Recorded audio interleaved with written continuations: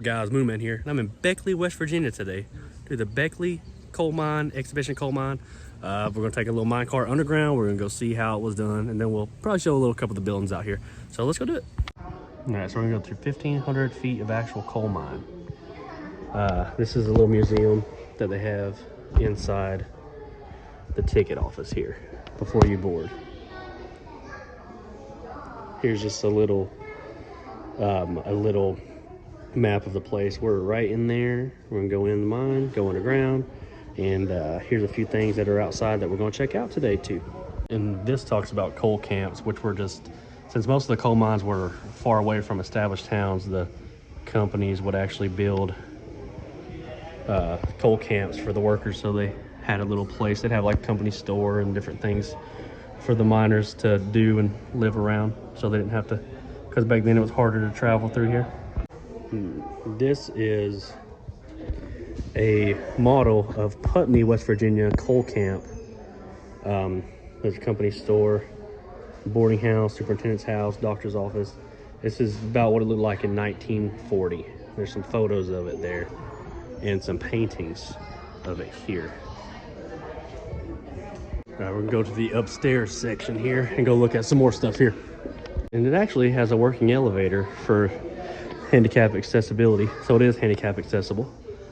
And here's some old caps and lamps and different things that the miners would use while they're underground. It also says these old lamps were eventually outdated and replaced by these. So there. These are some lunch boxes that would be used by miners, your average miner. This mining hat was worn by Dorsey Gordon Trail when he was killed in 1945 in a fall. That's very interesting. I did not know this, but a lot of the mines and different camps had showers in them so the workers could shower before they went home, so they weren't dirty when they went home. And there's a big photo on the side, and there's a guy actually working in there with the clothes up there drying. And coal mining was dangerous, partially because you had to use explosives occasionally. Here's a couple things sparking the glare. Some picks and shovels and other various tools they would use whilst working in the mines, whether on the machine or on the actual coal itself. And so these were used to put black powder in a hole, and they were not flammable. They didn't create any kind of spark, so it was safe to use them to put in there. Then they would blast that hole. Yep, 16 tons. Ernie Ford was inspired by coal, obviously. If you've listened to the song, they paid you with scripts because they didn't have currency, or it's harder to get currency out here. So they're paid with stuff that can only be used at the company's store, thus keeping the miners there, whether against their will or not, a lot of the times.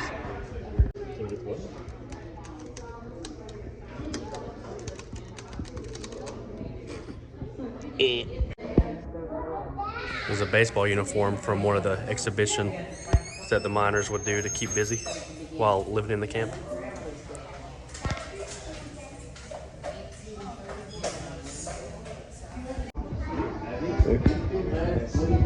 About to head that way, and we're boarded. Let's do it.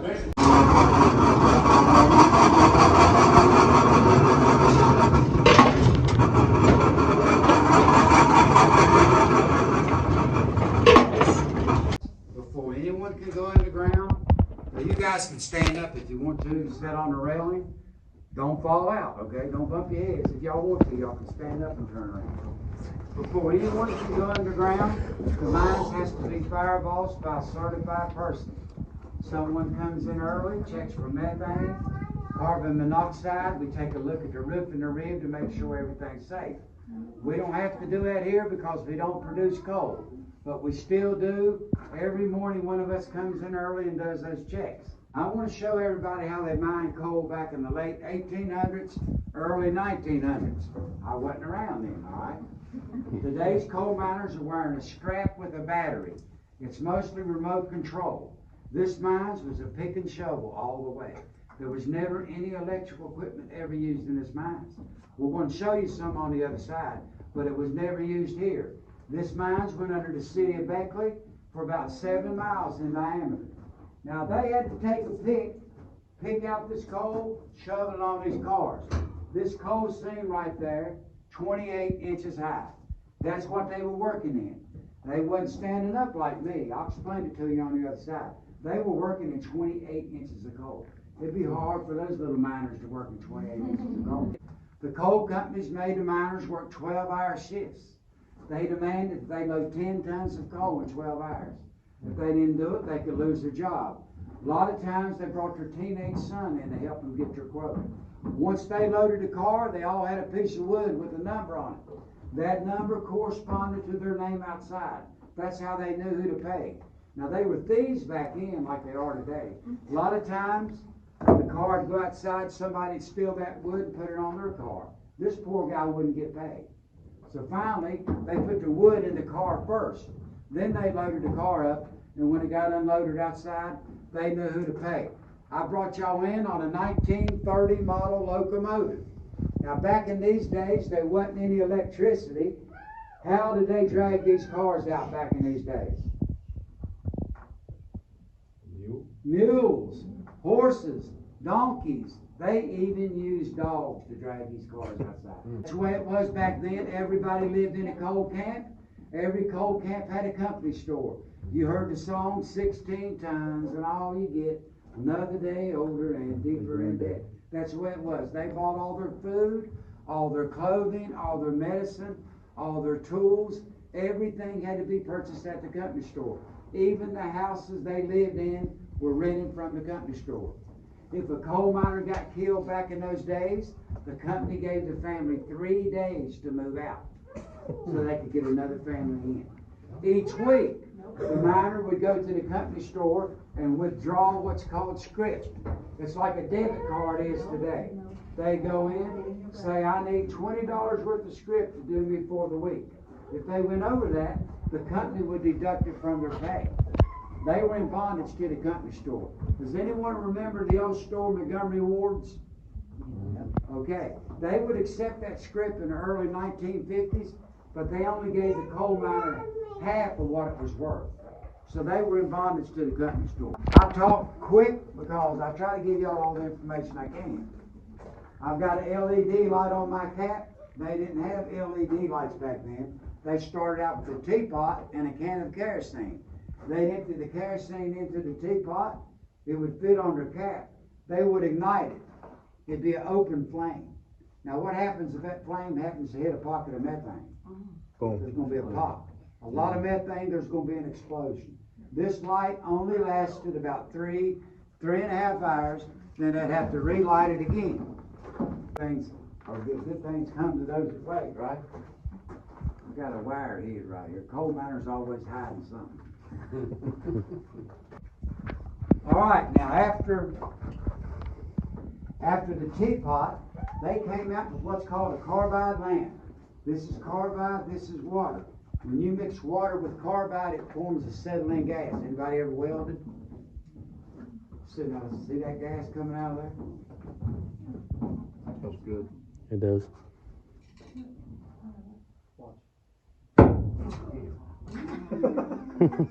That's why I ran that fire through her. I get a longer flame. Then I want to see her jump too. How would you like to work a 12-hour shift with a light like this? Oh, thank you. That's all. Now that guy says he's doing it. That's all they had. Each coal miner had to carry a can of carbide with them. If they were lucky, this light would last about 4 hours, then they'd have to relight it again. That's such a pretty flame, and I hate to blow it out, but I want to show everybody how dark it is underground without any light at all. Now, over the years, my light went out plenty of times. One time my light went out, it took them about 30 minutes to find me.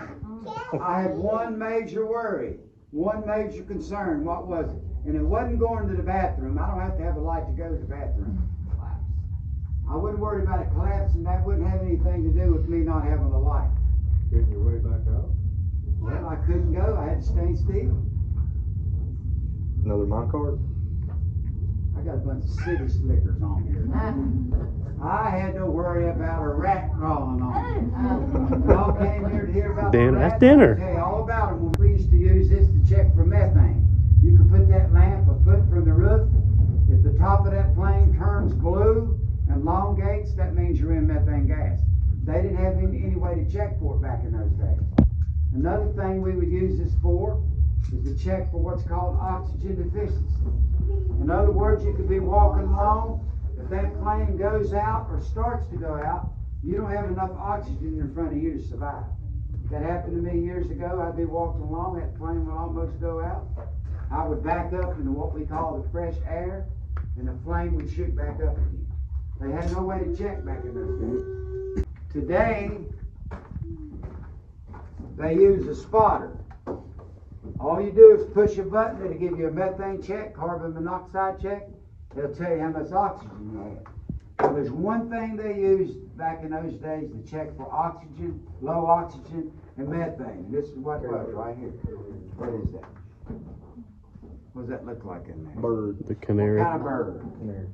Canary. People's never heard of West Virginia, but they've heard about canaries in the coal mines, right?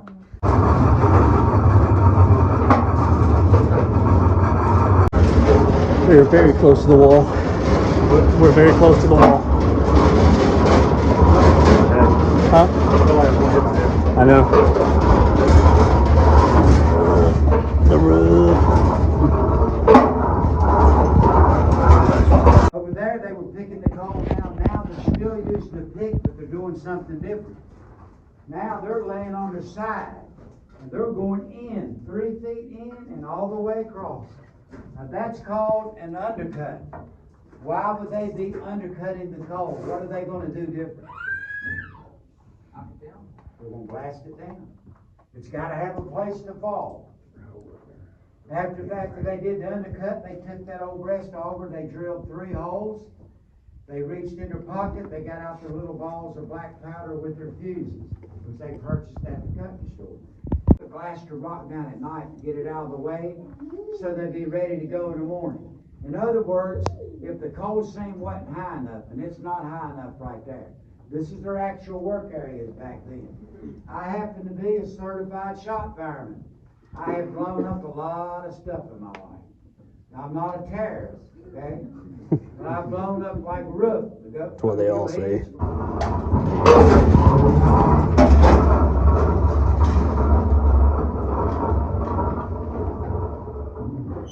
There's that undercut right there.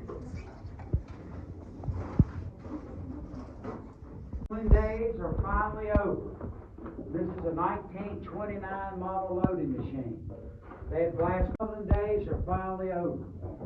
This guy named Bill built this scoop in his garage in 1963. He never got a patent on it. Today's scoops are twice as wide, and a lot of them are remote control.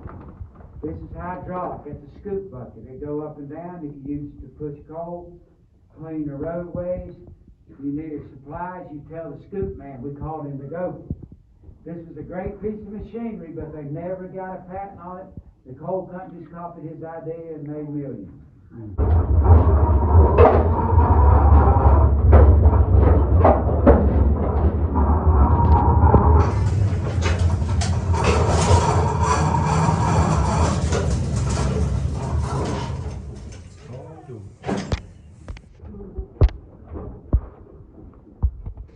Guys right here, okay? Every time I do this, some adult will answer the question. Come on, let's let these little guys tell me what they see. What does this look like, guys? What is it? Good job. Skateboard, scooter. When I first went underground, my boss was riding around on one of these. He had a cigarette sticking out of his mouth. Back then, there wasn't any rules or laws. If you went in and got back out good, if you didn't, they didn't really care. They never got a patent on it. 1970, he was riding around on one of these. Now, they were obsolete in 1970, but he liked his so well, he was still using it. How does it work? You just put it on the track. You want to go somewhere, you put your knee right here and start pushing, just like this. That was a modern way of transportation. 5 feet, we'd be outside. Now you see those things over your head? Those are root bolts. Those root bolts is what's keeping the rock from falling on your heads. Now I have put up thousands of root bolts in my life. Not with that machine. That machine is really old. It's 1930-something old. It was never used here. Only one man could operate this machine. Today's machines are 4 times wider than this, and you've got a man on both sides of the machine drilling the holes to put up the bolts. But the idea is the same. You have to have a piece of drill steel with a bit on it. It would fit right here. That's called a drill head. They would raise it up to here. There's another lever they use to let it cut. Now this is rock up here. This is what it looks like when you're drilling a hole to install these root bolts, just like this. Now tell me something. Where's that rock dust going? Down your throat, up your nose, in your lungs. That's why we all got black lungs. Today's machines have blower motors on them. When you're drilling, those machines will suck that rock dust through here into a hose into the machine. All you have to do is empty out the dust box. This is what's over y'all's heads right here. This is a 4-foot glue ball. They make them shorter, they make them a lot longer. This is what they use today. After you drill the hole, you have to get a stick of this glue. You stick the glue up in the hole with the bolt like this. How long will it take for y'all to set up? I don't take it. Now this will fit right here. You push it up to about right here and you spin it for about 10 or 12 seconds. You spin that glue. What happens to the glue? It busts through. It breaks open, it flows down this bolt, it gets hot, it goes up into those cracks and connects some of that loose rock together. I try to train these young roof bolt operators how to put up a roof bolt. They come to work, they're mad at their girlfriend before they ever get here. They didn't get what they wanted for lunch. Now remember, you spin it for 10 or 12 seconds, well, they're spinning away right here complaining. I don't know why she broke up with me. I guess I have to find somebody else. They keep on spinning it, the glue sets up.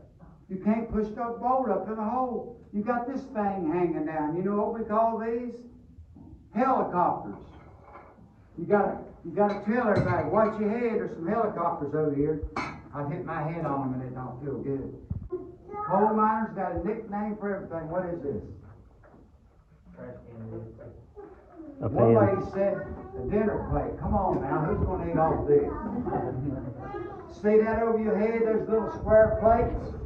Those are called root bolts. See how rusty and old they are?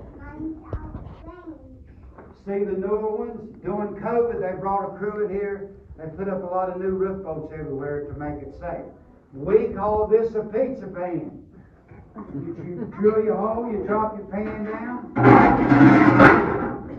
This is what it sounds like when you're done, just like this. And it's there to stay. This machine is so old, it only drills straight up.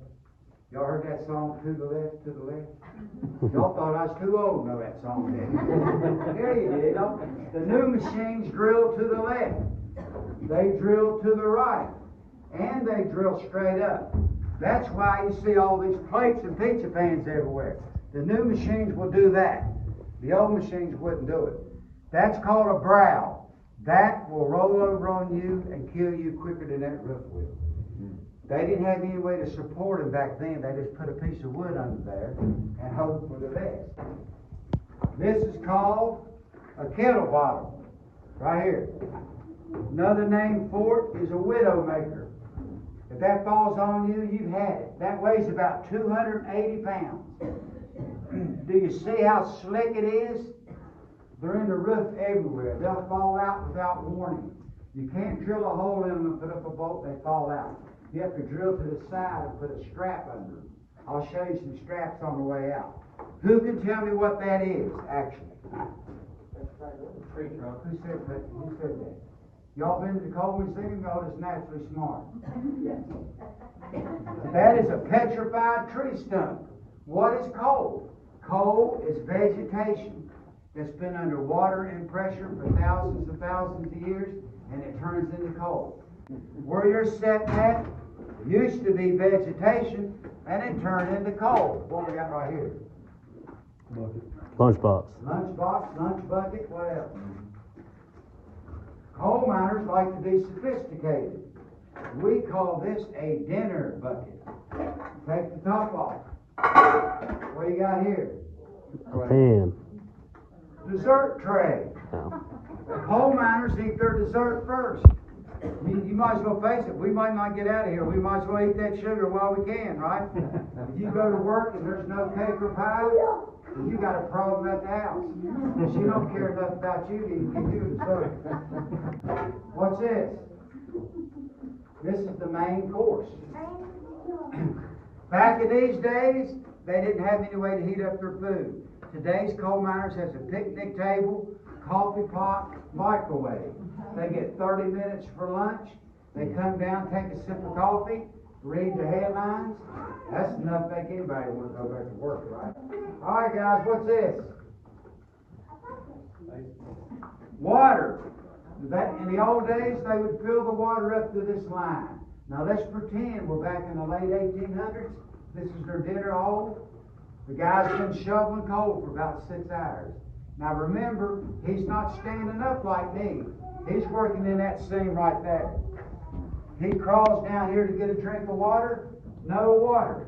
He goes home and tells his wife, honey, I'm so thirsty. She said, what's the matter? He said, they stole my water again today. She said, how many times do I have to tell you? Drop something in that water to keep those guys from stealing it. And finally, that's what the old timers did. They put their own choppers in there. Don't worry about anybody stealing their water anymore. That's here because we don't produce coal. If we produce coal, there'd be noise and food. The rats would come, the miners would feed them. The rat is a friend to the coal miner, just like that water on the other side I showed you over there. Canary. The rat has a keen sense of hearing and smell, and they're smart. I've seen these rats take their tail and lift the lid right off that dinner bucket. Many times I'd be having my lunch, I'd see a rat crawl by dragging a sandwich, dragging a little Debbie cake. They love those little Debbie cakes. If you see a bunch of rats take off running toward the outside, like in that movie Titanic, there's something going on. There's either smoke on the way, the roof could be bad. The rats always knew. That's why the miners took care of it. It took an hour and 10 minutes to get to work one way on modern track. Today's mines got these big fans blowing air underground, like 150, 60,000 cubic feet of air per minute. Once that air gets up there to where the men are working, it splits. Some of it will split and go down the left return back outside. Some of it will split and go down here to the right, and then down the right return back outside. Continuous flow of air, intake, return outside. Where would you go to return? Where would you go to the bathroom? Return. The air's hitting you in the face all the time. Every now and then you get an idiot. They'll go right here to intake. Then the men have to suffer all day long. Believe me, when he gets outside, he's going to suffer.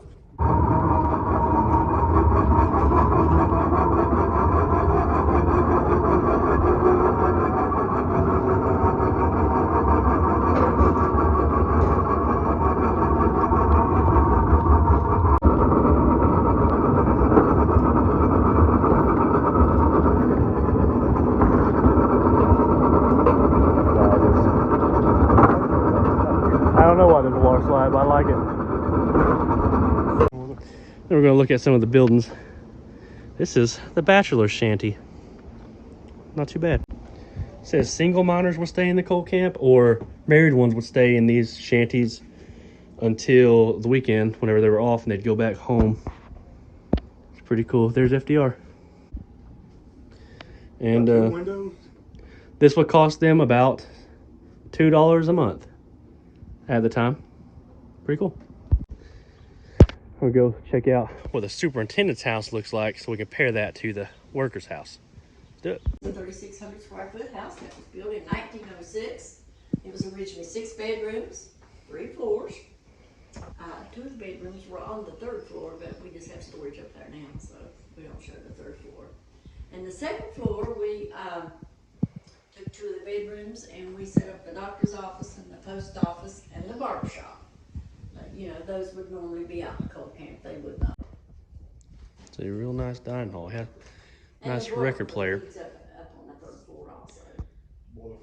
Said it got power and electricity and running water here in about the 1930s. It's pretty cool. Somewhat like an office space. And there's a map of West Virginia. This would be like some sort of living area.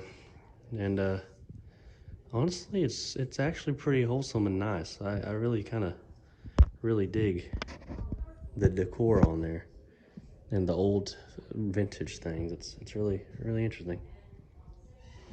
You probably spend a lot of time in here just hanging out with family or just people that they were friends with. And there's some croquet. I guess they're called mallets. Hey. They have here is the salon barbershop, but this is just converted to show you what it looked like, but it was actually be in the camp. And you see a regular shoe shine and all that. I guess it was a shoe shine place mostly. There's the rates right there. An older restroom.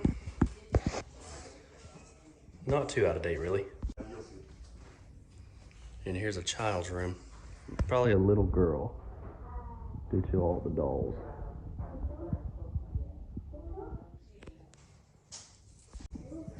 And here would be most likely where he's lived. Whoever the superintendent was and his wife. And there's her wardrobe.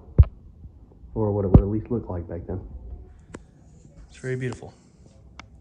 And as you can compare and see, much nicer. It's probably a closet or maybe a door to the other room. I didn't remember seeing one in there. It's much nicer than the bachelor's one that the minors will be in. Grief. Here's what the post office would look like.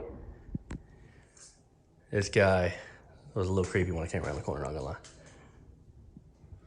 This is a doctor's office and a wheelchair. So we're gonna go in the schoolhouse. Originally this one had 2 rooms, but when people moved out of town, this was originally in Helen, West Virginia, it became just 1-room schoolroom. We had actually went through this Spears Fork in the road trip video last year. That was a coal camp, and it no longer has this, but you can still see it. And there's the miners.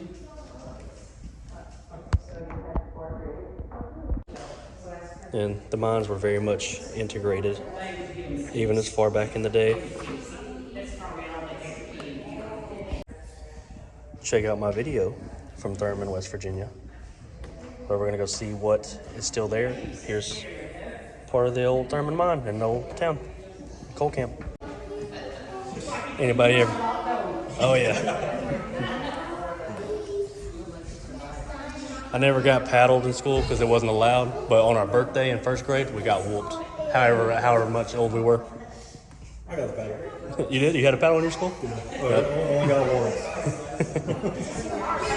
How these are made is really interesting.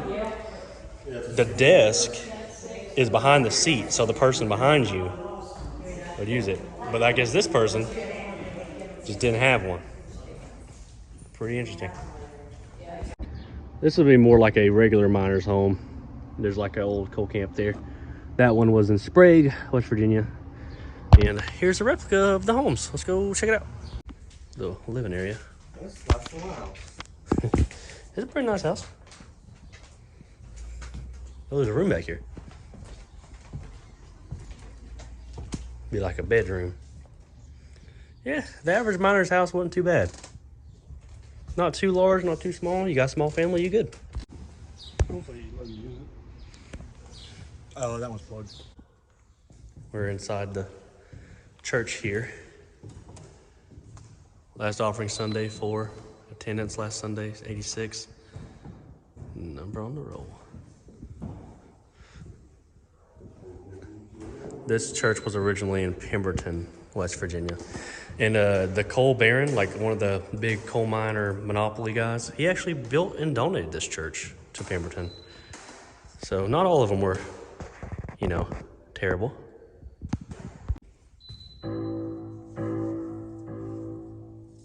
Yeah. That is beautiful. Okay. All these buildings are original. They were taken apart, moved here, and then reassembled. They all date from the mid-1800s. That's before coal mining. So these are early settlers that were farmers, nothing to do with coal mining. This, you can tell, is a country store. Farmers came here for supplies like salt, sugar, flour, gunpowder, buckshot, maybe a few tools. If they could make it from the environment, material around them, they did. They were very clever to make things from the wood. The checkers are made from a small tree branch that's been sawed up into little discs, and the checkerboard is actually just painted onto a slab of wood. The buckets on top of the counter are made from poplar tree bark. They're all one piece folded on the bottom. It just shows their ability to make from the material around them.